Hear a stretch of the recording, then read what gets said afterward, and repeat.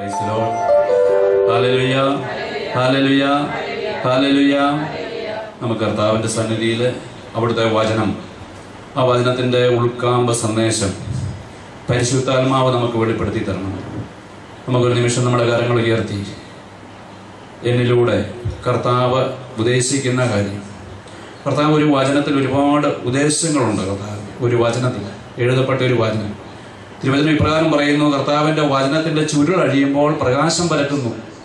അപ്പം ഇവിടെ ലഭിക്കുന്ന ഞാൻ പറയുന്ന ഒരു വചന വ്യാഖ്യാനം മാത്രമല്ല എന്ന് നമ്മൾ ധരിക്കണം.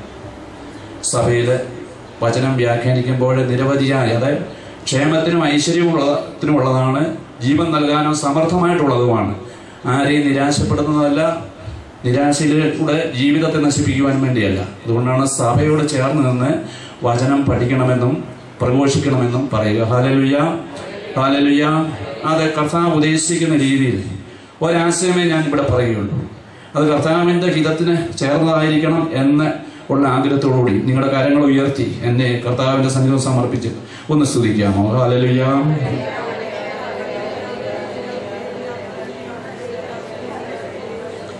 തിരുവചനം 2 ഭാഗങ്ങൾ എടുത്തുകൊണ്ടാണ് നമ്മൾ ധ്യാനിക്കുക. യെശയ്യായുടെ പ്രവചനത്തിൽ 55-ാം അധ്യായം നിന്നുകൊണ്ട് ശ്രവിക്കാൻ സൗകര്യമുള്ളവർ നിൽക്കുക, ബാക്കി വയ്യാത്തവരിരിക്കുക. യെശയ്യാ പ്രവചനം 55-ന്റെ 8-ാം വചനം പറയുന്നു: കർത്താവ് അരുളി ചെയ്യുന്നു, എന്റെ ചിന്തകൾ നിങ്ങളുടേതുപോലെയല്ല. വീണ്ടും കർത്താവ് അരുളി ചെയ്യുന്നു, എന്റെ ചിന്തകൾ നിങ്ങളുടേതുപോലെയല്ല, നിങ്ങളുടെ വഴികൾ എന്റേതുപോലെയുമല്ല. ആകാശം ഭൂമിയേക്കാൾ ഉയർന്നു നിൽക്കുന്നു, അതുപോലെ എന്റെ വഴികളും ചിന്തകളും നിങ്ങളുടേതിനേക്കാൾ ഉന്നതമത്രേ. ഹല്ലേലൂയ. നമ്മുടെ ചിന്തകൾ പോലെയല്ല കർത്താവിൻ്റെ ചിന്ത, കർത്താവിൻ്റെ പദ്ധതി. നമ്മൾ മാനുഷിക സഹജമായ രീതിയിൽ ചിന്തിക്കും, കർത്താവ് ഉന്നതമായ രീതിയിൽ. അത് ഉന്നതമെന്ന് പറയുമ്പോഴത്തേന് സമർത്ഥമായ ജീവൻ നൽകുവാൻ വേണ്ടിയാണ്, ഐശ്വര്യത്തിന് വേണ്ടിയുള്ളതാണ്, ചഞ്ചലചിത്തരായിരിക്കുവാൻ വേണ്ടിയല്ല. ആ കർത്താവിൻ്റെ ചിന്ത നമുക്ക് ഏകദേശം വേറൊരു ഭാഗം കൂടി എടുത്ത് വായിച്ചുകൊണ്ട് നമുക്കതേക്കുറിച്ച് ധ്യാനിക്കുവാൻ സാധിക്കും. വീണ്ടും ഒരു പ്രാവശ്യം കൂടെ വായിക്കാം. 55 യെശയ്യാ 55-ന്റെ 8. കർത്താവ് അരുളി ചെയ്യുന്നു, എന്റെ ചിന്തകൾ നിങ്ങളുടേതുപോലെയല്ല, നിങ്ങളുടെ വഴികൾ എന്റേതുപോലെയുമല്ല. ആകാശം ഭൂമിയേക്കാൾ ഉയർന്നു നിൽക്കുന്നു, അതുപോലെ എന്റെ വഴികളും ചിന്തകളും നിങ്ങളുടേതിനേക്കാൾ ഉന്നതമത്രേ. ഹല്ലേലൂയ. പുറപ്പാട് പുസ്തകത്തിലേക്ക് വരുമ്പോൾ 13-ാം അധ്യായത്തിൽ 17 മുതലുള്ള വചനങ്ങൾ വായിക്കുമ്പോൾ ഇപ്രകാരം മനസ്സിലാക്കും. എന്തിനാണ് കർത്താവ് മോശയെ നിയോഗിച്ച് ഈജിപ്തിലേക്ക് വിട്ടു? മോശയെ വിടുമ്പോൾ കർത്താവ് ഉദ്ദേശം പറയുന്നുണ്ട്. എന്റെ ജനം അവിടെ അടിമത്തത്തിലാണ്, അന്യദൈവങ്ങളുടെ ആരാധന നടക്കുന്ന സ്ഥലത്തെ എന്റെ ജനത്തെ ഇട്ട് കഷ്ടപ്പെടുത്തുകയാണ്. അവർ ബന്ധനത്തിലാണ്, ആരാധന സ്വാതന്ത്ര്യം ഇല്ലാത്തതുകൊണ്ട് ഒരു സമാധാനവും സന്തോഷവും ഇല്ലാതെ അവർ ജീവിക്കുന്നു. അവരെ സ്വതന്ത്രരാക്കണം. എന്നെ ആരാധിക്കാൻ വേണ്ടി അവരെ വിട്ടയക്കണമെന്ന് നീ പോയി ഫറവോയോട് പറയണം. എന്നെ ആരാധിക്കാൻ വേണ്ടി എന്റെ ജനത്തെ വിട്ടയക്കണമെന്ന് നീ പോയി ഫറവോയോട് പറയണമെന്ന് മോശയ്ക്ക് കർത്താവ് ഒരു കൽപ്പന കൊടുക്കുക, ഉപദേശം കൊടുക്കുക, ആജ്ഞാപിച്ച് അയക്കുകയാണ്. അപ്പം നമുക്കറിയാം, കർത്താവിലേക്കുള്ള ആരാധന വരുമ്പോൾ നമുക്കറിയാം അവിടെ ബന്ധനം മാറുന്നുണ്ട്, സ്വാതന്ത്ര്യം മാറുന്നുണ്ട്. അതെന്റെ മക്കളെ സന്തോഷം, സമാധാനം, യഥാർത്ഥ സന്തോഷവും സമാധാനവും ആസ്വദിക്കണം. അതാണ് കർത്താവിന്റെ ഉപദേശം. ഇരിക്കാം. ഈ കൺസെപ്റ്റ് മനസ്സിൽ വെച്ചുകൊണ്ട് വേണം നമ്മൾ വചനം ധ്യാനിക്കുവാൻ. പുറപ്പാട് പുസ്തകത്തിന്റെ 13-ാം അധ്യായം 17-ാം വചനം പറയുകയാണ്: ഫറവോ ജനത്തെ വിട്ടയച്ചു. മോശയുടെ അനേകം കാലത്തെ പ്രയത്നഫലമായി ദൈവത്തിന്റെ ഇടപെടൽ മൂലം ഫറവോ ഇസ്രായേൽ ജനത്തെ വിട്ടയക്കുന്നുണ്ട്. ഫറവോ ജനത്തെ വിട്ടയച്ചപ്പോൾ ഫിലിസ്തീനയുടെ ദേശത്തോടുകൂടിയുള്ള വഴിയായിരുന്നു എളുപ്പം. എങ്കിലും അതിലെയല്ല ദൈവം അവരെ നയിച്ചത്. നോക്കുക, തിരുവെഴുത്ത് നോക്കുക. മനുഷ്യൻ കണ്ടതാണ്, മോശയും കണ്ടതാണ്. ഫിലിസ്തീനയുടെ ദേശത്തോടുകൂടി പോവുകയാണെങ്കിൽ കുറെ ദൂരയാത്ര എളുപ്പമുണ്ട്, ദൂരം കുറവാണ്, വഴിയും നല്ലതായിരിക്കാം മനുഷ്യന്റെ നോട്ടത്തിൽ. എന്നാൽ ദൈവം അവരെ വിടുന്നത് നോക്കുക. ഫറവോ ജനത്തെ വിട്ടയച്ചപ്പോൾ ഫിലിസ്തീനയുടെ ദേശത്തോടുകൂടിയുള്ള വഴിയായിരുന്നു എളുപ്പമെങ്കിലും അതിലെയല്ല ദൈവം അവരെ നയിച്ചത്. ഹല്ലേലൂയ. ദൈവം അവരെ നയിച്ചത്. കർത്താവിന്റെ ഒരു പദ്ധതിയുണ്ട്. അതുകൊണ്ടാണ്. കാരണം യുദ്ധം ചെയ്യേണ്ടി വരുമോ എന്ന് ഭയപ്പെട്ട്, ദൂരം കുറവാണ്, നമുക്ക് പെട്ടെന്ന് പോയി കളയാം, അധികം ദൂരമൊന്നും ഇല്ല എന്ന് പറഞ്ഞുകൊണ്ട് വീണ്ടും അവർ തിരിച്ചു പോകാൻ ഇടയാകരുത്. അപ്പം കാരണം യുദ്ധം ചെയ്യേണ്ടി വരുമോ എന്ന് ഭയപ്പെട്ട് മനസ്സു മാറി ജനം ഈജിപ്തിലേക്ക് മടങ്ങിയേക്കുമെന്ന് അവിടുന്ന് വിചാരിച്ചു. സൗകര്യമുണ്ടെങ്കിൽ വീണ്ടും പഴയ അവസ്ഥയിലേക്ക് പോകാം. കാരണം ഇത് അത്ര സുഖമുള്ള പരിപാടിയല്ല. എപ്പോഴും ദൈവത്തെ ആരാധിച്ചുകൊണ്ടിരിക്കുക. ജോലി മേഖലകളെ എവിടെയായാലും മനുഷ്യർ കളിയാക്കും. ഇവിടുത്തെ അധ്വാനങ്ങൾ അവർ പറയുന്നുണ്ട്, പിറുപിറുക്കുന്നുണ്ടല്ലോ. നമുക്കറിയാം, ഈജിപ്തിൽ ശവക്കുഴി ഇല്ലാഞ്ഞിട്ടാണോ ഞങ്ങളെ ഇങ്ങോട്ട് കൊണ്ടുപോകുന്നത്? കാരണം അവർക്ക് ഇറച്ചി കിട്ടിയില്ല. അതുപോലെ പലതും കിട്ടാതെ വന്നപ്പോൾ മോശയെ അവർ കുറ്റപ്പെടുത്തുന്നുണ്ട്. ദൈവം ജനത്തെ മരുഭൂമിയിലുള്ള വഴിയിലേക്ക് തിരിച്ചുവിട്ട് ചെങ്കടലിന് നേരെ നയിച്ചു. അവർ ഈജിപ്തിൽ നിന്ന് പുറത്തേക്ക് പോയത് ആയുധധാരികളായിട്ടാണ്. ജോസഫ് ഇസ്രായേൽക്കാരെ കൊണ്ട് സത്യം ചെയ്യിച്ചിരുന്നതനുസരിച്ച് മോശ ജോസഫിന്റെ അസ്ഥികളും കൂടെ കൊണ്ടുപോയി. ജോസഫ് അവരോട് പറഞ്ഞിരുന്നു, ദൈവം തീർച്ചയായും നിങ്ങളെ സന്ദർശിക്കും, അപ്പോൾ എന്റെ അസ്ഥികൾ ഇവിടെ നിന്ന് നിങ്ങളുടെ കൂടെ കൊണ്ടുപോകണം. പൂർവ്വപിതാക്കന്മാരെ അവരെ വളരെയധികം ബഹുമാനിച്ച് ആദരിച്ചു. കാരണം കർത്താവ് എപ്പോഴും കൂടെയുള്ള ഒരു മനുഷ്യനായിരുന്നു ജോസഫ്. നമുക്കറിയാം, ദൈവം കൂടെ ഉണ്ടായിരുന്ന മനുഷ്യന്റെ അസ്ഥി പലരും കുറ്റം പറയാറുണ്ട്. നമ്മള് ഈ തിരുശേഷിപ്പുകളൊക്കെ വണങ്ങുമ്പോൾ ചിലരൊക്കെ കളിയാക്കാറുണ്ട്. നോക്കയുടെ തിരുവചന പ്രകാരമുള്ള ആചാരമാണ് നമ്മളെ ചെയ്യുന്നതെന്നുള്ളത് നമുക്കറിയാം. ജോസഫ് ഇസ്രായേൽക്കാരെ കൊണ്ട് സത്യം ചെയ്യിച്ചതനുസരിച്ച് മോശ ജോസഫിന്റെ അസ്ഥികളും കൂടെ കൊണ്ടുപോയി. ജോസഫ് അവരോട് പറഞ്ഞിരുന്നു, ദൈവം തീർച്ചയായും നിങ്ങളെ സന്ദർശിക്കും, അപ്പോൾ എന്റെ അസ്ഥികൾ ഇവിടെ നിന്ന് നിങ്ങളുടെ കൂടെ കൊണ്ടുപോകണം. അവർ സുക്കോത്തിൽ നിന്ന് മുൻപോട്ട് നീങ്ങി മരുഭൂമിയുടെ അരികിലുള്ള എത്താമിൽ കൂടാരമടിച്ചു. അവർക്ക് രാവും പകലും യാത്ര ചെയ്യാനാവും വിധം പകൽ വഴികാട്ടാൻ ഒരു മേഘസ്തംഭത്തിലും രാത്രിയിൽ പ്രകാശം നൽകാൻ ഒരു അഗ്നിസ്തംഭത്തിലും കർത്താവ് അവർക്ക് മുൻപേ പോയിരുന്നു. ഹല്ലേലൂയ. ഇസ്രായേൽ ജനത്തിന്റെ ആ വലിയ പ്രതിസന്ധി ഘട്ടത്തിൽ ഒരു മനുഷ്യരൂപത്തിലല്ല അവിടുന്ന് പോയത്. പകൽ മേഘസ്തംഭത്തിലും രാത്രി അഗ്നിസ്തംഭത്തിലും കർത്താവ് അവർക്ക് മുമ്പേ പോയി. നമുക്കത് വിശ്വസിക്കാൻ സാധ്യമല്ല. കാരണം ദൈവം തന്നെ ഇവിടെ ഒരു പരിശുദ്ധ കുർബാനയിൽ ഒരു തിരുവോസ്തിയിൽ ഇരിക്കുന്നു എന്ന് പറയുമ്പോൾ അനേകർ അത് വിശ്വസിക്കത്തില്ല. ഒരു മേഘസ്തംഭത്തിലും പകൽ മേഘസ്തംഭത്തിലും രാത്രി അഗ്നിസ്തംഭത്തിലും സഞ്ചരിച്ച അവർക്ക് മുമ്പേ, ദൈവജനത്തിന് മുമ്പേ സഞ്ചരിച്ചുകൊണ്ടിരുന്ന കർത്താവ്, വഴികാട്ടി നടത്തിക്കൊണ്ടിരുന്ന കർത്താവ് ഇന്ന് ഈ തിരുവോസ്തിയിൽ ഇവിടെ ഇരിക്കുന്നു എന്ന് പറഞ്ഞാൽ ഇന്നത്തെ ജനം വിശ്വസിക്കാത്തവരുമുണ്ട്. രണ്ടും കാണും. വിശ്വസിക്കുന്നവരും കാണും, വിശ്വസിക്കാത്തവരും കാണും. അത് ആദ്യം മുതലേ ഉള്ളതാണ്, നമുക്കറിയാം. അവർക്ക് രാവും പകലും യാത്ര ചെയ്യാനാവും വിധം പകൽ വഴി കാട്ടാൻ ഒരു മേഘസ്തംഭത്തിലും രാത്രിയിൽ പ്രകാശം നൽകാൻ ഒരു അഗ്നിസ്തംഭത്തിലും കർത്താവ് അവർക്ക് മുൻപേ പോയിരുന്നു. രാത്രിയിലും അവർക്ക് യാത്ര ചെയ്യണമെന്ന് ആഗ്രഹമുണ്ടെങ്കിൽ ചെയ്യാൻ വേണ്ടിയാണ് അപ്രകാരം ചെയ്തത്. ദൈവം കരുതലുള്ളവനാണ്.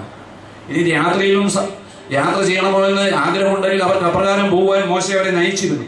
പകൽ മേഘസ്തംഭമോ രാത്രി അഗ്നിസ്തംഭമോ അവരുടെ മുൻപിൽ നിന്നും മാറിയില്ല. Hallelujah, hallelujah. കർത്താവിന്റെ സാന്നിധ്യം എപ്പോഴും ദൈവമക്കളുടെ കൂടെ ഉണ്ട്. കർത്താവിനാൽ തെരഞ്ഞെടുക്കപ്പെട്ട തന്റെ ദൈവജനത്തിന്റെ കൂടെ എപ്പോഴും ദൈവമുണ്ട്. ഇത് വിശ്വാസ സത്യമാണ്. ഇത് വിശ്വസിക്കുന്നവർക്ക് അത് അനുസരിക്കുവാനും ആസ്വദിക്കുവാനും ഐശ്വര്യം ആസ്വദിക്കുവാനും സാധിക്കും. ചെങ്കടൽ കടക്കുന്ന ആ അവസ്ഥ നമുക്ക് കാണാം. കർത്താവ് മോശയോട് അരുളി ചെയ്തു, ഇസ്രായേൽക്കാരോട് പറയുക, നിങ്ങൾ പിന്തിരിഞ്ഞ് പിഹഹിഗോത്തിന് മുൻപിൽ മിഗ്ദോലിനും കടലിനും മധ്യേ ബാൽസെഫോന്റെ എതിർവശത്ത് പാളയമടിക്കുവിൻ. പാളയം അടിക്കുന്നത് കടലിനടുത്തായിരിക്കണം. ചെങ്കടൽ പാളയം അടിക്കുന്നത് ചെങ്കടലിന്റെ അടുത്തായിരിക്കണം. അപ്പം ചിലർക്ക് ഭീതി ഉണ്ടായി. പുറകോട്ട് തിരിഞ്ഞു പോയാൽ ഫറവോയുടെ സൈന്യം, മുന്നോട്ട് നോക്കിയാൽ ചെങ്കടൽ. ഭീതി ഉണ്ടാകുന്ന ഒരു അവസ്ഥയിലേക്ക് വരികയാണ്. ദൈവം നയിച്ചുകൊണ്ട് പോവുകയാണ്. ദൈവം കൂടെയുണ്ട്. അപ്പോൾ ഫറവോ ഇസ്രായേൽക്കാരെ കുറിച്ച് പറയും, അവർ ഇതാ നാട്ടിൽ അലഞ്ഞിരിക്കുന്നു, മരുഭൂമി അവരെ കുടുക്കിലാക്കിയിരിക്കുന്നു. ഇസ്രായേൽക്കാരെ അനുധാവനം ചെയ്യത്തക്ക വിധം ഫറവോയെ ഞാൻ കഠിനചിത്തനാക്കും. കർത്താവ് ഫറവോയുടെ ഹൃദയത്തെ കഠിനചിത്തനാക്കി എന്ന് ഇവിടുന്ന് പറയും. ഞാൻ ഇങ്ങനെ ചിന്തിച്ചിട്ടുണ്ട്, മനുഷ്യന്റെ ഹൃദയത്തെ കഠിനചിത്തനാക്കും അല്ല, തന്റെ തെരഞ്ഞെടുക്കപ്പെട്ട ജനത്തെ നശിപ്പിക്കുവാനായിട്ട് ആഗ്രഹിച്ച് നോക്കിക്കൊണ്ടിരിക്കുന്ന അവന്റെ ഹൃദയത്തെയാണ് വീണ്ടും കഠിനമാക്കുക. അതിന്റെ ഉദ്ദേശം നമുക്ക് മനസ്സിലാവും വായിച്ചു പോകുമ്പോൾ. ഫറവോയുടെയും അവന്റെ സൈന്യങ്ങളുടെയും മേൽ ഞാൻ മഹത്വം വരിക്കും, ഞാനാണ് കർത്താവെന്ന് അപ്പോൾ ഈജിപ്തുകാർ മനസ്സിലാക്കും. കർത്താവ് പറഞ്ഞതുപോലെ ഇസ്രായേൽക്കാർ പ്രവർത്തിച്ചു. മോശ പറഞ്ഞതുപോലെ കടലിന്റെ ചേർന്ന് നിന്നു. ഇസ്രായേൽക്കാർ പോയ വിവരം ഈജിപ്ത് രാജാവ് അറിഞ്ഞപ്പോൾ, ഈജിപ്ത് രാജാവ് ഫറവോ അറിഞ്ഞപ്പോൾ അവനും സേവകർക്കും അവരോടുണ്ടായിരുന്ന മനോഭാവം മാറി. കാരണം ചെറിയ കൂലി കൊടുക്കാതിരിക്കുകയോ ചെയ്തുകൊണ്ട് അവരെ കൊണ്ട് അധ്വാനിപ്പിച്ച് ലാഭമുണ്ടാക്കിക്കൊണ്ടിരുന്ന ഒരു രാജാവ്. അവർ പറഞ്ഞു, നാം എന്താണ് ഈ ചെയ്തത്? നമ്മുടെ അടിമകളായ ഇസ്രായേൽക്കാരെ വിട്ടയച്ചിരിക്കുന്നു. ഫറവോ തന്റെ രഥമൊരുക്കി സൈന്യങ്ങളെ സജ്ജമാക്കി. ഏറ്റവും മികച്ച 600 രഥങ്ങളും ഈജിപ്തിലെ മറ്റെല്ലാ രഥങ്ങളും അവയുടെ നായകന്മാരെയും അവൻ കൂടെ കൊണ്ടുപോയി. ഫറവോയുടെ സൈന്യങ്ങളിലെ ഏറ്റവും മികച്ച സൈനികരും ഏറ്റവും നല്ല രഥത്തിന്റെ എണ്ണവും ഏറ്റവും മികച്ച സൈന്യത്തെ കൊണ്ടാണ് പോവുക. ഈജിപ്തിലെ രാജാവായ ഫറവോയെ കർത്താവ് കഠിനചിത്തനാക്കി ധൈര്യപൂർവ്വം മുന്നോട്ട് പോയിക്കൊണ്ടിരുന്ന ഇസ്രായേൽക്കാരെ ഈജിപ്തുകാർ പിന്തുടർന്നു. ഫറവോയുടെ തേരുകളും കുതിരകളും കുതിരപ്പടയാളികളും സൈന്യം മുഴുവനും കടൽ തീരത്തെ പിഹഹിവോത്തിനെ അരികെ ബെൽസെഫോന്റെ എതിർവശത്തെ പാളയമടിച്ച ഇസ്രായേൽക്കാരുടെ സമീപം എത്തിച്ചേർന്നു. എന്തൊരു ഭയമായിരിക്കും! സൈന്യം മുഴുവൻ വരുന്നത് ഇസ്രായേൽക്കാർ കാണുകയാണ്. അങ്ങോട്ട് പോകാൻ മേല അവിടെ ചെക്കടൽ, ഇപ്പുറത്തോട്ട് പോകാൻ മേല അവിടെ സൈന്യം വരുന്നു. എളുപ്പവഴി വേറെ ഉണ്ടായിരുന്നു. ഫിലിസ്തീനയുടെ ദേശത്തോട് പോകുമായിരുന്നെങ്കിൽ എളുപ്പവഴി പെട്ടെന്ന് കടക്കാമായിരുന്നു. എന്നാൽ പെട്ടെന്ന് കടന്നു പോകാനല്ല കർത്താവ് ഉദ്ദേശിച്ചത്. ഇതിനിടയിൽ ഒരു സംഭവം ഉണ്ടായി. ഫറവോയുടെ ഹൃദയത്തെ കർത്താവ് കഠിനമാക്കി. എന്തിനാണ് കഠിനമാക്കി എന്നുള്ളത് നമുക്ക് വായിക്കാം. ഫറവോ സമീപിച്ചു കൊണ്ടിരുന്നപ്പോൾ ഇസ്രായേൽ ജനം കണ്ണുകളുയർത്തി നോക്കി. തങ്ങളെ പിന്തുടരുന്ന ഈജിപ്തുകാരെ അവർ കണ്ടു. ഭയവിഹുലരായ ഇസ്രായേൽക്കാർ കർത്താവിനെ വിളിച്ചു പ്രാർത്ഥിച്ചു. ഭയവിഹുലരായ ഇസ്രായേൽക്കാർ കർത്താവിനെ വിളിച്ച് പ്രാർത്ഥിച്ചു. കേട്ടോ, ഭയത്തിൽ, അതുപോലൊരു വലിയ ദുരവസ്ഥയിൽ, ഒരു വലിയ ബന്ധനാവസ്ഥയിൽ, രക്ഷയില്ല, രക്ഷപ്പെടാനുള്ള യാതൊരു സാഹചര്യവും കാണാത്ത അവസ്ഥയിൽ അപ്പോൾ അവർ കർത്താവിനെ വിളിച്ചപേക്ഷിച്ചു. അവർ മോശയോട് ചോദിച്ചു, ഈജിപ്തിൽ ശവക്കുഴി ഇല്ലാഞ്ഞിട്ടാണോ നീ ഞങ്ങളെ മരുഭൂമിക്കിടയിൽ കിടന്ന് മരിക്കാൻ കൂട്ടിക്കൊണ്ട് വന്നിരിക്കുന്നത്? നയിച്ചുകൊണ്ട് പോകുന്ന മോശയ്ക്കെതിരായിട്ട് പിറുപിറുക്കാൻ തുടങ്ങി. ദൈവത്തിന്റെ പദ്ധതി മനസ്സിലാക്കാതെ കർത്താവിനെ ദൈവമക്കളെ നയിച്ചുകൊണ്ടിരിക്കുന്ന കർത്താവ് നിയോഗിച്ചാക്കിയ പ്രതിപുരുഷന്മാരെ, ദൈവത്തിന്റെ അഭിഷിക്തരെ ജനം ഇന്നും തെറ്റിദ്ധരിക്കുന്നു. നയിക്കുവാൻ വേണ്ടി നിയോഗിക്കപ്പെട്ടവരെ സംശയിക്കുമ്പോൾ ദൈവത്തിന്റെ പദ്ധതിയോടാണ് മറന്നിരിക്കുക. ഈജിപ്തിൽ നിന്ന് എന്തിനാണ് ഞങ്ങളെ പുറത്തു കൊണ്ടുവന്നത്? ഞങ്ങളെ തനിയെ വിട്ടേക്കൂ. ഇസ്രായേൽ ജനം മോശയോട് പറയുകയാണ്, ഞങ്ങളെ തനിയെ വിട്ടേക്കൂ, ഞങ്ങൾ ഈജിപ്തുകാർക്ക് വേല ചെയ്ത് കഴിഞ്ഞുകൊള്ളാം. നമുക്ക് കർത്താവ് ഉദ്ദേശിച്ച് വളരെ സത്യമല്ലേ?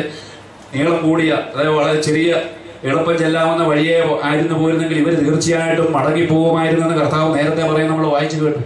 ഇവർ പോവുക തന്നെ ചെയ്യുമായിരുന്നു. ഞങ്ങൾ ഈജിപ്തുകാർക്ക് വേല ചെയ്ത് കഴിഞ്ഞുകൊള്ളാം എന്ന് ഈജിപ്തിൽ വെച്ച് ഞങ്ങൾ നിന്നോട് പറഞ്ഞതല്ലേ?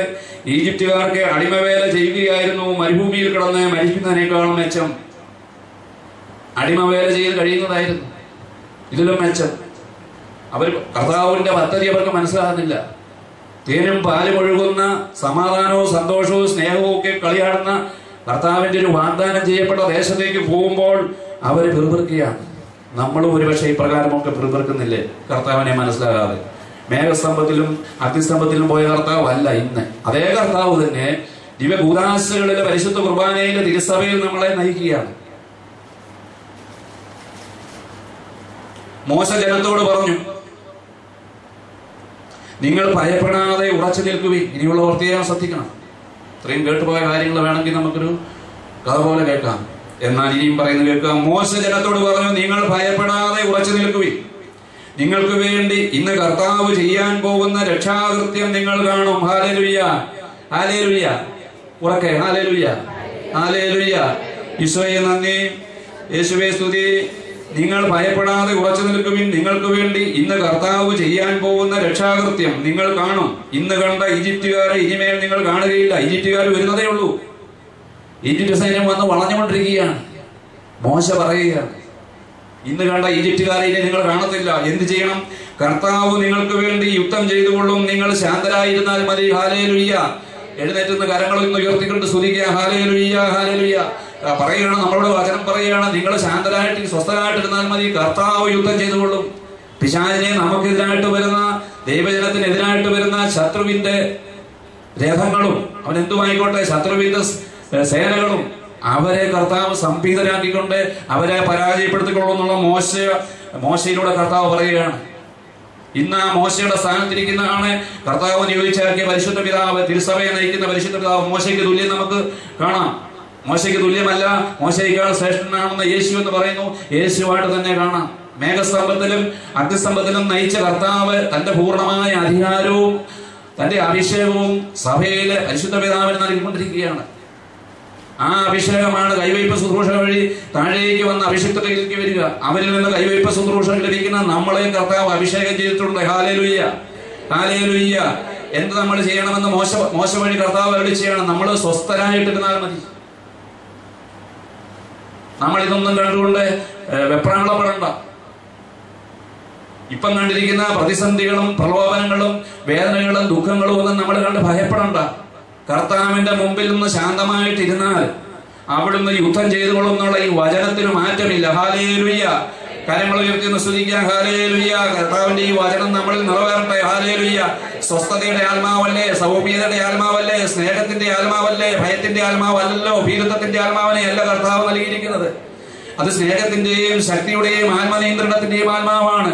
സൗമ്യതയുടെയും സ്വസ്ഥതയുടെയും ആത്മാവിനെ കർത്താവ് നമുക്ക് നൽകിയിട്ടുണ്ട്. ഒന്ന് കരങ്ങൾ ഉയർത്തിയുള്ള സന്തോഷത്തോടെ ഒന്ന് സ്തുതിച്ച്. സ്തുതിക്കുമ്പോൾ സാത്താൻ വിട്ടുപോകും. തിന്മയുടെ ഭയത്തിന്റെ ആത്മാവ് നമ്മളിൽ നിന്നും അകന്നു പോകും. സന്തോഷത്തോടെ പൂർണ്ണ വിശ്വാസത്തോടെ ഒന്ന് സ്തുതിച്ച്. Hallelujah, hallelujah, hallelujah, hallelujah. യേശുവേ നന്ദി, യേശുവേ സ്തുതി. ഹല്ലേലൂയ. ആരാധന കർത്താവേ. സങ്കീർത്തനം 37:7 പറയുകയാണ് വീണ്ടും, കർത്താവിന്റെ മുമ്പിൽ സ്വസ്ഥനായിരിക്കുക, ക്ഷേമാപൂർവ്വം അവിടുത്തെ കാത്തിരിക്കുക. ഇതെന്നുള്ള കർത്താവിന്റെ മുമ്പിൽ സ്വസ്ഥനായിരിക്കുക, ക്ഷേമാപൂർവ്വം അവിടുത്തെ കാത്തിരിക്കുക. നിന്റെ ആവശ്യങ്ങളെല്ലാം കർത്താവ് നിറവേറ്റി തരുമെന്ന സങ്കീർത്തനം 37 പഠിപ്പിക്കുന്നു. നമുക്ക് വേണ്ടിയുള്ള വചനമാണ്. മാറ്റമില്ലാത്ത കർത്താവിന്റെ വചനം. കർത്താവിന്റെ പദ്ധതി എന്താണ് നമുക്ക് അറിഞ്ഞുകൂടാ. തിരുവചനം സുഭാഷിതത്തിൽ പഠിപ്പിക്കുന്നുണ്ട്. സുഭാഷിതം 16 മനുഷ്യൻ പദ്ധതികൾ വിഭാവനം ചെയ്യുന്നു, എന്നാൽ അന്തിമമായ തീരുമാനം കർത്താവിൻ്റെതാണ്. ഈ അന്തിമമായ തീരുമാനം ആണ് ഐശ്വര്യത്തിലേക്കും കർത്താവിന്റെ പദ്ധതി പ്രകാരം ക്ഷേമത്തിലേക്കും നമ്മളെ കൊണ്ടുപോകുന്നത്. അതിനോട് മർദ്ദനിച്ചിട്ട് ഇന്ന് എല്ലാവരും പദ്ധതി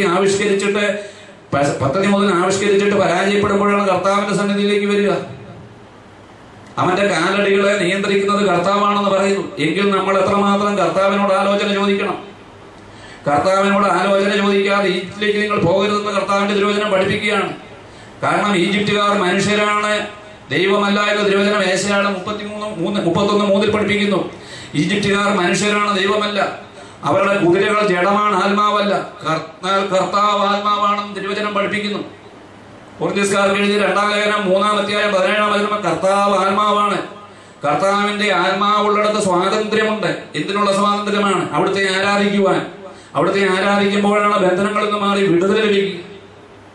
രോഗങ്ങൾ മാറും. നമ്മൾ പാട്ട് പാടുന്നുണ്ടല്ലോ, ആരാധിക്കുമ്പോൾ രോഗം മാറും, ക്ഷീണം മാറും, കോട്ടകൾ തകരും, വ്യാജിന്റെ കോട്ടകള്, അവൻ ബന്ധിച്ചിരിക്കുന്ന ചങ്ങലകൾ പൊട്ടും. ഇതെല്ലാം കർത്താവിനെ മുഴു ഹൃദയത്തോടെ ആരാധിക്കുമ്പോൾ സംഭവിക്കും. അതുകൊണ്ടാണ് ഈ ബന്ധനത്തിൽ നിന്ന് വിമോചിതമാക്കുവാൻ തന്നെ പൂർണ്ണ മനസ്സോടെ ആരാധിക്കുവാൻ വേണ്ടി ദൈവം മോശയെ അയച്ചു. തന്റെ തെരഞ്ഞെടുക്കപ്പെട്ട ജനം. നമ്മളും കർത്താവിന്റെ തെരഞ്ഞെടുക്കപ്പെട്ട ജനമല്ലേ? Hallelujah, hallelujah. യേശുവേ നന്ദി, യേശുവേ സ്തുതി.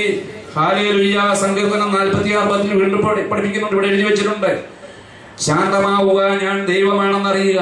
ദൈവമല്ലേ നയിക്കുന്നത്? ശാന്തമാവുക. എല്ലാത്തിനും ശാന്തത വേണം. വെപ്രാളപ്പെടരുത്, ഭയപ്പെടരുത്, അസ്വസ്ഥമാകരുത്, ആകുലപ്പെടരുത്, ഉത്കണ്ഠപ്പെടരുത് എന്ന് തിരുവചനം പഠിപ്പിക്കുന്നു. നിങ്ങൾ ഉത്കണ്ഠപ്പെടുന്നതുകൊണ്ട് നിങ്ങളുടെ ആയുസ്സിന്റെ ദൈർഘ്യം 1 മുഴം കൂട്ടാൻ പറ്റുമോ എന്ന് പറഞ്ഞാൽ 1 മുഴം കൂട്ടുകയില്ല, അത് കുറയുക ചെയ്യുക. ഉത്കണ്ഠപ്പെടുന്നത് കൊണ്ട് ആയുസ് കുറഞ്ഞു പോവുകയാണ് ചെയ്യുക. നിങ്ങളുടെ ആകുലത മൂലം നിങ്ങളുടെ ശരീരത്തിന് രോഗമുണ്ടാകുന്ന തിരുവചനം സഭാപ്രസംഗി പഠിപ്പിക്കുന്നുണ്ട്. മനസ്സിന്റെ ആകുലതകൾ അകറ്റുക, രോഗത്തെ അകറ്റുക എന്ന് പറയുന്നുണ്ട് തിരുവചനം. നോക്കുക, ഇതുകൊണ്ട് ഒന്നും യാതൊരു പ്രയോജനമില്ല. നമ്മൾ രോഗിയാകും, സമാധാനം നഷ്ടപ്പെടും, പണം നമ്മുടെ കയ്യിൽ നിന്ന് പോകും. ഇത് തരുന്നത് സാത്താനാണെന്ന് നമുക്ക് തിരിച്ചറിയാം. കാരണം കർത്താവിന്റെ വചനം പറയണം, ഞാൻ വന്നത് ജീവൻ നൽകാനും സമർത്ഥമായിട്ട് നൽകുവാനുമാണ്. നിങ്ങൾ വിശ്വസിക്കുക, എന്നിലും വിശ്വസിക്കുക, ദൈവത്തിലും വിശ്വസിക്കുക. ഈ വിശ്വാസം ഹൃദയത്തിലുണ്ടായാൽ മാത്രമല്ല, അതിനം കൊണ്ട് ഏറ്റു പറയണം, രക്ഷ പ്രാപിക്കുമെന്ന് കർത്താവിന്റെ വചനം പഠിപ്പിക്കുന്ന റോമാക്കാർക്ക് എഴുതിയിരുന്നില്ലേ? വിശ്വസിക്കുക മാത്രം ചെയ്താൽ പോരാ, രക്ഷ പ്രാപിക്കാൻ വേണ്ടി അത് ഏറ്റു പറയുകയും ചെയ്യണം. Hallelujah, hallelujah. യേശു കർത്താവാകുന്നുവെന്ന് അതിനം കൊണ്ട് ഏറ്റു പറയുകയും ദൈവവനെ മരിച്ചവരിൽ നിന്ന് ഉയർപ്പിച്ചെന്ന് ഹൃദയത്തിൽ വിശ്വസിക്കുകയും ചെയ്താൽ നീ രക്ഷ പ്രാപിക്കും. എന്തെന്നാൽ മനുഷ്യൻ ഹൃദയത്തിൽ വിശ്വസിക്കുകയും അതുപോലെ നീതീകരിക്കപ്പെടുന്നു. അവൻ ആധാരം കൊണ്ട് ഏറ്റു പറയുമ്പോൾ രക്ഷ പ്രാപിക്കുന്നു. Hallelujah, hallelujah. വിശ്വാസത്തോടുകൂടി നമ്മളെ പരസ്യമായിട്ട് വിശ്വാസം ഏറ്റു പറയണം. ഇന്ന് അനേകരെ ലജ്ജ കൊണ്ടായിരുന്നു കൈ ഉയർത്തി സ്തുതിക്കാൻ പോലും തയ്യാറാകുന്നില്ല. ഞാനിവിടെ വരുന്നത്, ഞാൻ നിങ്ങളോട് പറയട്ടെ, ഞാനിവിടെ വരുന്നത് ഞാൻ കരയാനും സന്തോഷിക്കുവാനും സ്തുതിക്കുവാനുമാണ്. ഒരുപക്ഷെ വീട്ടിൽ നിന്നുകൊണ്ട് കരയാൻ പറ്റത്തില്ലായിരിക്കാം. ഇവിടെ നിന്ന് കരയുമ്പോൾ നമ്മുടെ കരച്ചിൽ സന്തോഷമാക്കി മാറ്റും കർത്താവ്. കർത്താവിന്റെ സന്നിധിയിൽ കരയുമ്പോൾ കർത്താവ് അത് സന്തോഷമാക്കി മാറ്റുമെന്ന് കർത്താവിന്റെ വചനം പഠിപ്പിക്കുന്നുണ്ട്. Hallelujah, hallelujah. യേശുവേ നന്ദി, യേശുവേ സ്തുതി, യേശുവേ ആരാധന. ഈശോ തന്നെ പറഞ്ഞ വചനത്തിലേക്ക് മടങ്ങിപ്പോവാം. മത്തായി എഴുതിയ സുവിശേഷം 11-ാം അധ്യായം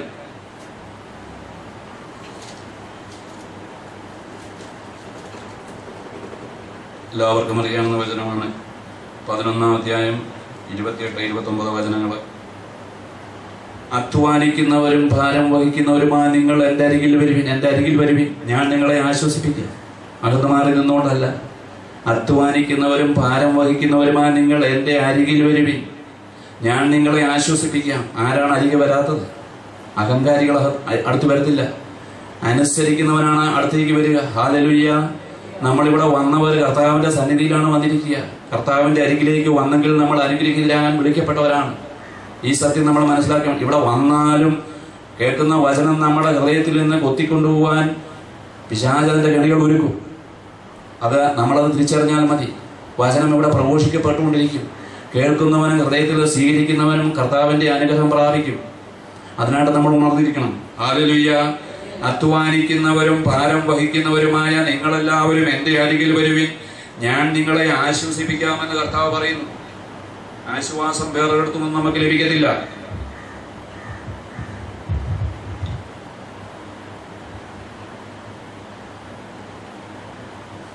കാരണം ഞാൻ ശാന്തശീലനും വിനീത ഹൃദയനുമാണ്. ഹല്ലേലൂയ. കർത്താവ് തിരുവചനം നമ്മൾ കേട്ടു. നിങ്ങൾ ശാന്തമായിരുന്നാൽ മതി, സ്വസ്ഥമായിട്ടിരുന്നാൽ മതി, കർത്താവ് ഇടപെട്ടുകൊള്ളും. ഈശോ തന്നെ ഇത് പറയുകയാണ്, ഞാൻ ശാന്തശീലനും വിനീത ഹൃദയനുമാകിയാൽ എന്റെ മുഖം വഹിക്കുകയും എന്നിൽ നിന്ന് പഠിക്കുകയും ചെയ്യുവിൻ, അപ്പോൾ നിങ്ങൾക്ക് ആശ്വാസം ലഭിക്കും. ഹല്ലേലൂയ. കർത്താവിൽ നിന്നാണ് ആശ്വാസം ലഭിക്കുക. അപ്പോൾ നിങ്ങൾക്ക് ആശ്വാസം ലഭിക്കും. എന്തെന്നാൽ എന്റെ മുഖം വഹിക്കാൻ എളുപ്പമുള്ളതും ചുമട് ഭാരം കുറഞ്ഞതുമാണ്. കർത്താവ് വെച്ചിരുന്ന ചുമട് അത് വളരെ ലഘുവാണ്, ഭാരമില്ലാത്തതാണ്. എന്നാൽ ഭാരമേറിയ മുഖമുണ്ടെന്ന് ഗലാത്യർക്ക് എഴുതിയ ലേഖനത്തിൽ പഠിപ്പിക്കുന്നുണ്ട്. ഗലാത്യർക്ക് എഴുതിയ ലേഖനത്തിലെ 5-ാം അധ്യായത്തിന്റെ 1-ാം വചനം ഇപ്രകാരം പഠിപ്പിക്കുകയാണ്: സ്വാതന്ത്ര്യത്തിലേക്ക് ക്രിസ്തു നമ്മളെ ക്ഷണിച്ചു, നമ്മളെ മോചിപ്പിച്ചു. ഇസ്രായേൽ ജനത്തെ മോചിപ്പിച്ചു കൊണ്ടുവന്ന സ്വാതന്ത്ര്യത്തിലേക്കാണ്. അതുകൊണ്ട് നിങ്ങൾ സ്ഥിരതയോടെ നിൽക്കുവിൻ. അടിമത്തത്തിന്റെ നുഖത്തിന് ഇനി നിങ്ങൾ വിധേയരായത്. കർത്താവിന്റെ നുഖം എപ്രകാരമുള്ളതാണ്? കർത്താവ് പറഞ്ഞു, എന്റെ നുഖം നിങ്ങൾ വഹിക്കുവിൻ, അത് ചുമട് ലഘുവാണ്, ഭാരം കുറഞ്ഞതുമാണ്. എന്നാൽ ഭാരമുള്ള ചുമട് തരുന്നവൻ സാത്താൻ, അവന്റെ പ്രവർത്തികളെ അത് നമുക്ക് ഭാരമുണ്ടാക്കുന്നതാണെന്ന് നിർവചനം നമ്മളെ പഠിപ്പിക്കുന്നുണ്ട്. ഹല്ലേലൂയ. അടിമത്തത്തിന്റെ നുഖത്തിന് ഇനി നിങ്ങൾ വിധേയരാകരുത്. ഇപ്രകാരം പറയുകയാണ്. ഈ സ്വാതന്ത്ര്യം എന്തിനു വേണ്ടിയാണ്? ഗലാത്യർ 5:13 പറയുന്ന, സഹോദരരെ, സ്വാതന്ത്ര്യത്തിലേക്കാണ് നിങ്ങൾ വിളിക്കപ്പെട്ടിരിക്കുന്നത്. അത് ഭൗതിക സുഖത്തിനുള്ള സ്വാതന്ത്ര്യമായി അതിനെ ഗണിക്കരുതെന്ന് മാത്രം.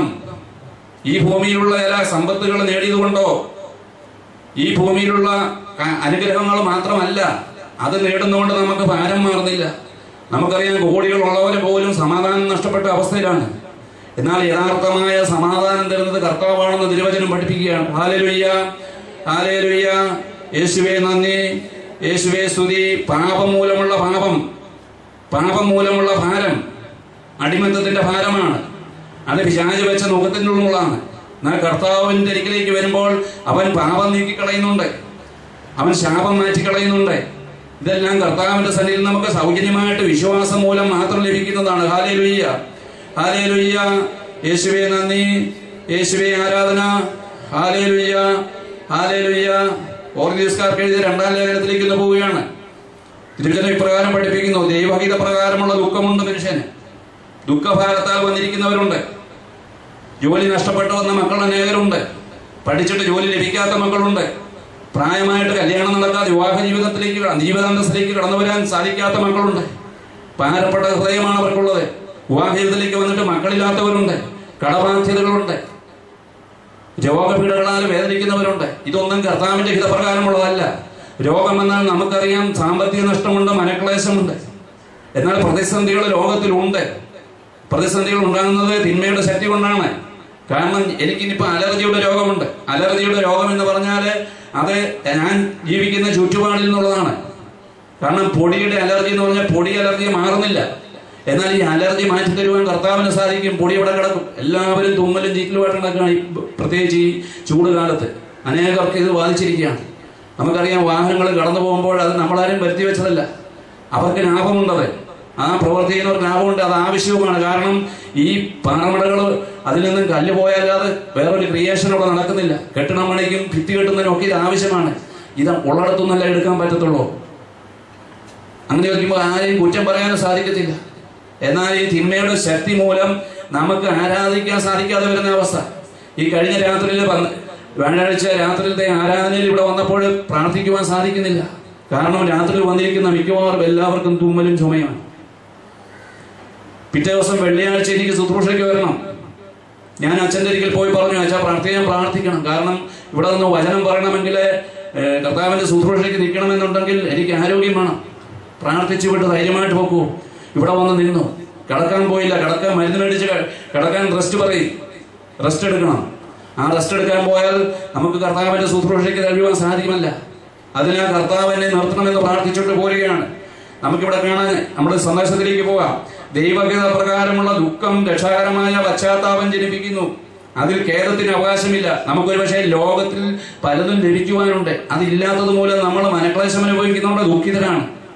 പ്രാർത്ഥിച്ചിട്ടും സാധിക്കാത്ത ചില കാര്യങ്ങൾ മൂലം നമ്മുടെ ഹൃദയം ദുഃഖത്തിലാണ്. എന്നാൽ ഒരു കാര്യം നമുക്കറിയാം, ലോകത്തിന്റെ മോഹത്തോടുള്ള ഇതുകൊണ്ടായിരിക്കാം നമുക്കൊരു പക്ഷേ വരിക എന്ന് തിരുവചനം പഠിപ്പിക്കുന്നുണ്ട്. അതിലേക്ക് നമുക്ക് പോകാം. ദൈവഹിത പ്രകാരമുള്ള ദുഃഖം രക്ഷാകരമായ പശ്ചാത്താപം ജനിപ്പിക്കുന്നു. അതിൽ ഖേദത്തിന് അവകാശമില്ല. എന്നാൽ ലൗകികമായ ദുഃഖം മരണത്തിലേക്ക് നയിക്കുന്നു. ലൗകികമായ ദുഃഖവുമുണ്ട്. കൊറിന്ത്യസ്കാർക്ക് എഴുതിയ 2-ാം ലേഖനത്തിന്റെ 7-ാം അധ്യായമാണ്. ലൗകികമായ ദുഃഖം മരണത്തിലേക്ക് നയിക്കുന്നു. ദൈവികമായ ഈ ദുഃഖം എത്രയധികം ഉത്സാഹവും നിഷ്കളങ്കത തെളിയിക്കാനുള്ള താല്പര്യവും ധാർമ്മിക രോഷവും ഭയവും ആകാംക്ഷയും തീഷ്ണതയും നീതിവാഞ്ചയുമാണ് നിങ്ങളെല്ലാവരും ഉളവാക്കുന്നതെന്ന് മനസ്സിലാക്കുവിൻ. ദൈവഹിത പ്രകാരമുള്ള ദുഃഖം അത് പശ്ചാത്താപത്തിലേക്ക് നയിക്കുന്നതാണെങ്കിൽ അത് സന്തോഷമായിട്ട് മാറും. നിങ്ങളുടെ ദുഃഖം സന്തോഷമായിട്ട് മാറുമെന്ന് ഈശോ പഠിപ്പിച്ചു. പുത്രൻ നിങ്ങളെ സ്വതന്ത്രനാക്കിയാൽ നിങ്ങൾ സ്വതന്ത്രനാകും. പുത്രൻ വഴിയുള്ള ആ രക്ഷ, ആ സ്വാതന്ത്ര്യം, പാപമോചനം വഴി നമുക്ക് ലഭിക്കുന്ന ആ വിടുതല്, അതൊരു ഭാരം കുറയൽ. കുമ്പസാരത്തിൽ ഏറ്റു പറഞ്ഞു കഴിയുമ്പോൾ ചിലർ പറയാറുണ്ട്, ഒരു പഞ്ഞി പോലെ അത്ര ഭാരം മാറി എന്റെ തലയിൽ നിന്ന്. പല രോഗങ്ങളും മാറുന്നു, തലവേദനകളും മാറുന്നു. വിശ്വാസത്തോടുകൂടി ഉത്തമ മനസ്താപത്തോടുകൂടി ഒരു കുമ്പസാരം കഴിക്കുമ്പോൾ വലിയ ഭാരം മാറിപ്പോകുന്നു. നമ്മളെ കർത്താവിന്റെ സന്നിധിയിലാണെങ്കിലും ചില കാര്യങ്ങൾ നമ്മുടെ മനസ്സിലെ മരിക്കൊണ്ടിരിക്കുന്ന ജീവിത വ്യഗ്രതയാല് നമ്മുടെ ദുഃഖം മാറിപ്പോകുന്നില്ല, രോഗം മാറുന്നില്ല, ഒരു പ്രയോജനവും ഉണ്ടാകുന്നില്ല. എന്നാൽ കർത്താവിന്റെ മുമ്പിൽ സ്വസ്ഥമായിട്ടിരുന്നാൽ കർത്താവ് അത് വേണ്ടിയത് ചെയ്തും വിജയത്തിലേക്ക് കൊണ്ടുപോകും. ഇപ്രകാരം വചനം പഠിപ്പിക്കുകയാണ്, ദൈവികമായ ദുഃഖം എത്രയധികം ഉത്സാഹം തരുന്നതാണ്. പശ്ചാത്താപത്തിലൂടെ കടന്ന കർത്താവിലേക്ക് മടങ്ങി വരുന്ന ദുഃഖം. അപ്പൊ ആ ദുഃഖം മാറുകയാണ്. അവിടെ നോക്കുക, ആ ദുഃഖം കൊണ്ടുവരുന്ന അവസ്ഥ നോക്കുക. ദൈവഹിതകരമായ ദുഃഖം രക്ഷാകരമായ പശ്ചാത്താപം ജനിപ്പിക്കുന്നു. അത് പോകുന്ന വഴിയാണ്. ദൈവികമായ ദുഃഖം എത്രയധികം ഉത്സാഹവും നിഷ്കളങ്കത തെളിയിക്കാനുള്ള താല്പര്യവും ധാർമ്മിക രോഷവും തെറ്റിനോടുള്ള വികാരം, തെറ്റ് ചെയ്തെന്നുള്ള ധാർമ്മികത, ധാർമ്മിക രോഷവും ഭയവും ആകാംക്ഷയും, ദൈവഭയം, ആകാംക്ഷയും തീഷ്ണതയും നീതിവാഞ്ചയുമാണ് നിങ്ങളിതെല്ലാം ഉളവാക്കിയിരിക്കുന്നത് എന്ന് മനസ്സിലാക്കുവിൻ. പശ്ചാത്താപത്തിലൂടെ കടന്നു വരുമ്പോൾ നമ്മുടെ ദുഃഖം മാറി സന്തോഷമാക്കി കർത്താവ് മാറ്റുന്നു. Hallelujah, hallelujah. മനസ്സിലായോ? മനസ്സിലായെങ്കിൽ ഒന്ന് ശ്രദ്ധിക്കുക. ഞാൻ വെറുതെ നിന്ന് പറഞ്ഞു പോവുകയാണെങ്കിൽ കാര്യമില്ല. മനസ്സിലായെങ്കിൽ കർത്താവിനെ ഒന്ന് സ്തുതിക്കുക.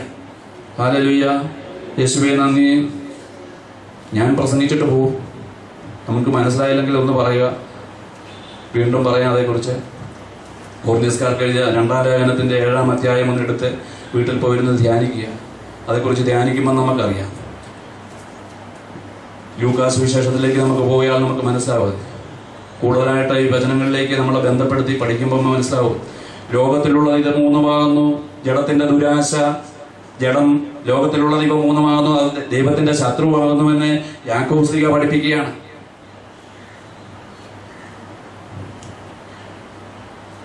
വിശ്വസത പുലർത്താത്തവരെ, ലോകത്തോടുള്ള മൈത്രി ദൈവത്തോടുള്ള ശത്രുതയാണെന്ന് നിങ്ങൾ അറിയുന്നില്ലേ? ലോകത്തിന്റെ മിത്രമാകാൻ ആഗ്രഹിക്കുന്നവൻ തന്നെ തന്നെ ദൈവത്തിന്റെ ശത്രുവാക്കുന്നു.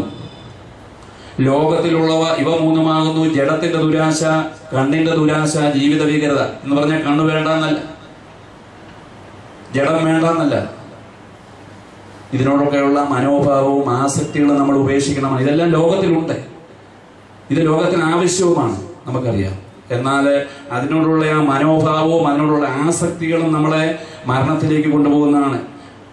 ലൂക്കാസ് ശ്ലീഹ പറയാണ്, സുഖലോലുപത, മദ്യാസക്തി, ജീവിത ഭീകരത എന്നിവയാൽ നിങ്ങളുടെ മനസ്സ് ദുർബലമാകുകയും ആ ദിവസം ഒരു കെണി പോലെ പെട്ടെന്ന് നിങ്ങളുടെ മേൽ വന്നു വീഴുകയും ചെയ്യാതിരിക്കാൻ ശ്രദ്ധിക്കുവിൻ.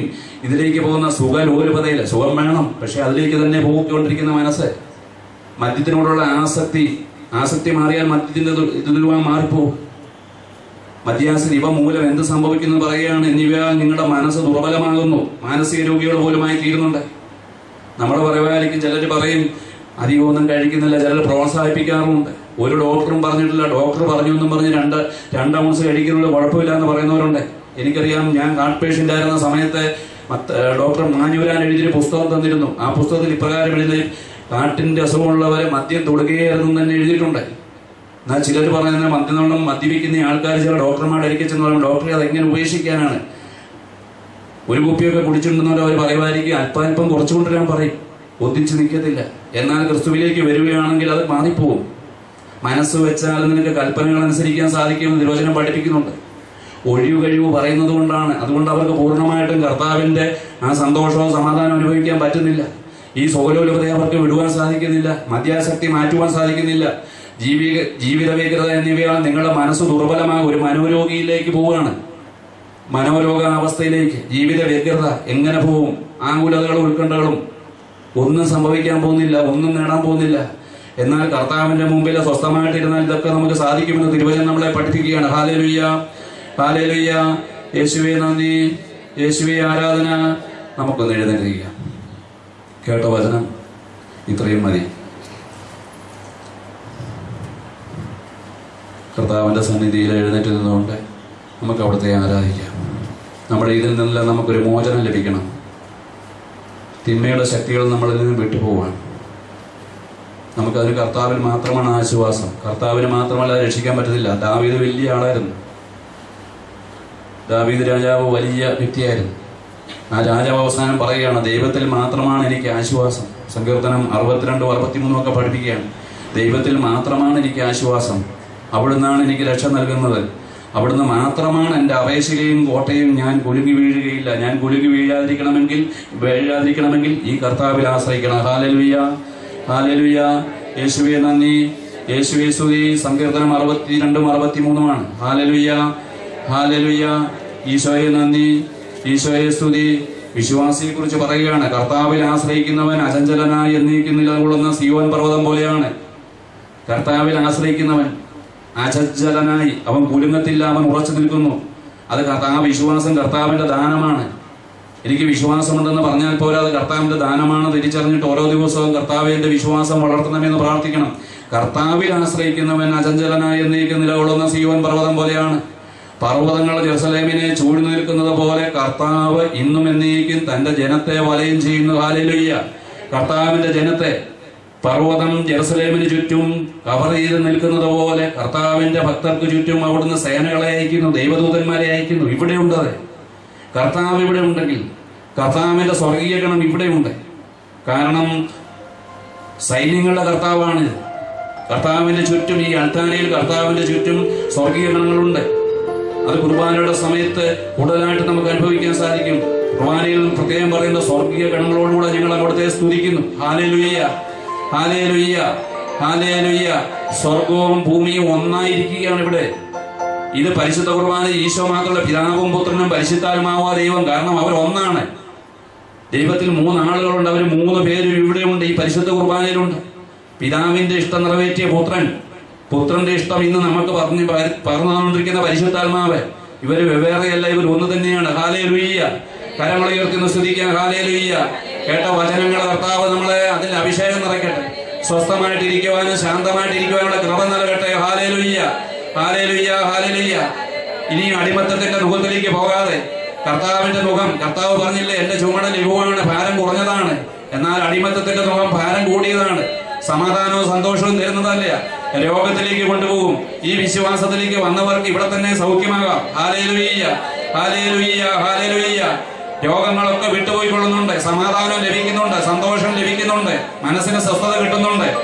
ഇത് വിശ്വാസിക്കുക. വിശ്വാസം കൂടാതെ കർത്താവിനെ നമുക്ക് പ്രസാദിപ്പിക്കുവാൻ സാധ്യമല്ല. തിരുവചനം പഠിപ്പിക്കുകയാണ്. Hallelujah, hallelujah, hallelujah.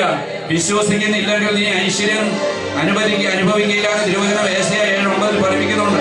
വിശ്വസിച്ചാൽ നീ രക്ഷ പ്രാപിക്കും. Hallelujah, hallelujah, hallelujah.